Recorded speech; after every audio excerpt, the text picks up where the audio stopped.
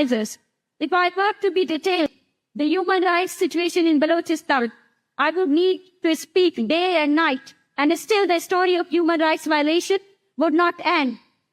In short, Balochistan is currently one of the last world regions for human rights violation, yet the reality remains hidden from the world. I urge all of you to raise your voices against the atrocities happening to us. Your one voice can save our lives. Today I am constantly threatened because I struggle for human rights. Every activity of mine is watched. As a doctor, as a postgraduate in surgery.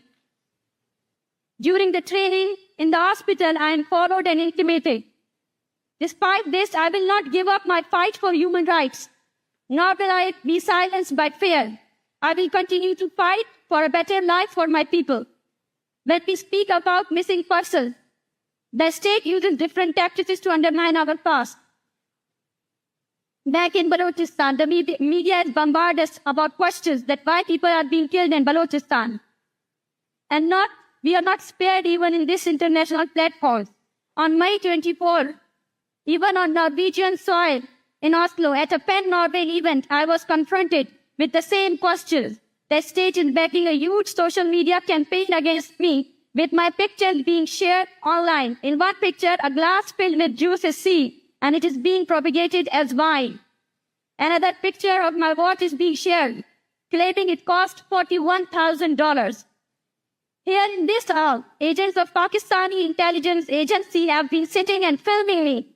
I informed the organizers and the police. They are actively following these people, and they have been identified. But Norway, being an ally of Pakistan and an advocate of human rights, has a responsibility to not only speak about human rights abuses in Pakistan, but also to wake up to how openly people backed by the Pakistani embassy in Oslo are roaming here, filming and taking my pictures.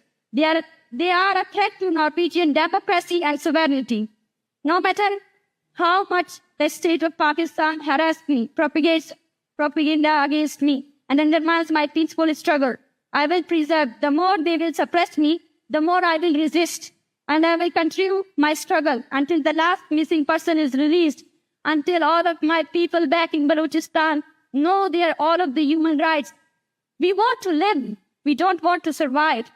And it may be difficult, and it's difficult for me also, because my family is very afraid when I return back to Pakistan, what they can do. Yes, they can do anything. They can kill me even there in Norway, as they have done to many of the descendants, Baloch, human rights activists in exile.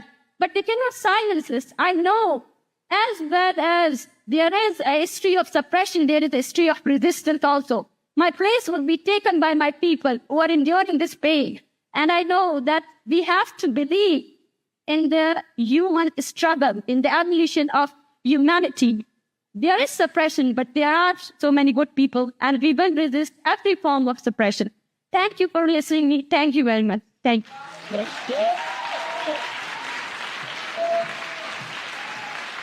Well,